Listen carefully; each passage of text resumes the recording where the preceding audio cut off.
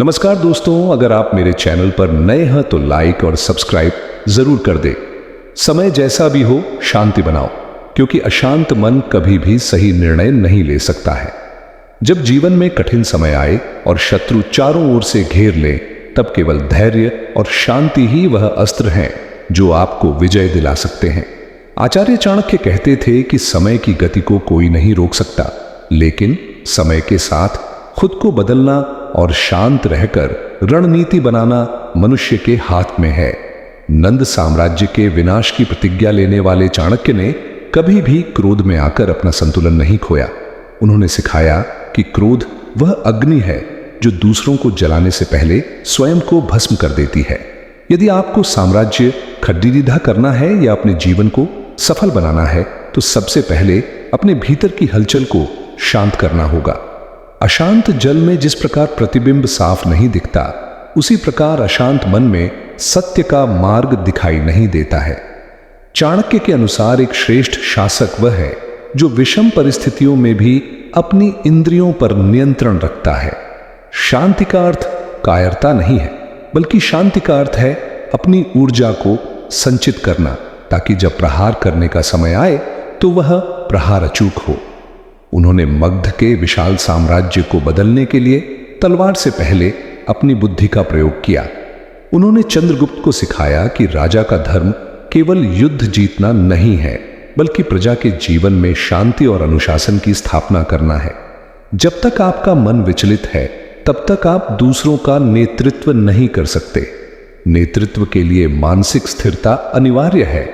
जो व्यक्ति अपमान को पीकर शांत रह सकता है, वही भविष्य में सम्मान का अधिकारी बनता है। चाणक्य ने अपमान सहा था, लेकिन उस अपमान की आग को उन्होंने विनाशकारी क्रोध नहीं बनने दिया, बल्कि उसे एक ऐसी योजना में बदला जिसने इतिहास की धारा बदल दी। शिक्षा ही वह प्रकाश है जो अज्ञानता के अंधेरे को दूर कर शांति लाती है। चाणक्य कहते थे कि जो व्यक्ति निरंतर सीखता रहता है, उसका आत्मविश्वास कभी डगमगाता नहीं है। आत्मविश्वास से ही शांति का जन्म होता है। जब आप जानते हैं कि आपके पास हर समस्या का समाधान है, तो आप स्वतः ही शांत हो जाते हैं। समस्याओं से भागना शांति नहीं है, बल्कि समस्याओं के बीच खड़ीदिठे होकर उनका समाधान खोजना ही असली शांति है। जीवन में मित्र और शत्रु की पहचान करना बहुत जरूरी है। चाणक्य नीति कहती है कि जो आपके सामने मीठा बोले और पीठ पीछे बुराई करे, उससे दूर रहना ही आपके मानसिक स्वास्थ्य के लिए बेहतर है। ऐसे लोगों को छोड़देछ देने से ही जीवन में शांति का आगमन होता है। लोभ, मोह और अहंकार, ये तीनों शांति के सबसे बड़े शत्रु हैं। इन पर विजय पाना ही असली जीत है। आने वाला समय केवल उन्हीं का होगा जो वर्तमान में शांत रहकर भविष्य की तैयारी कर रहे हैं। चाणक्य का मानना था कि जो व्यक्ति आज के सुख के लिए भविष्य की शांति दांव पर लगा देता है, वह मूर्ख है। मेहनत और ईमानदारी से किया गया कार्य अंत में संतोष और शांति ही देता है। किसी भी कार्य को करने से पहले खुद से 3 सवाल पूछें। मैं यह क्यों कर रहा हूं? इसका परिणाम क्या होगा? और क्या मुझे इसमें सफलता मिलेगी?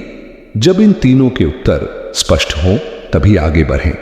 अनुशासन ही वह सेतु है जो लक्ष्य और उपलब्धि को जोड़ता है।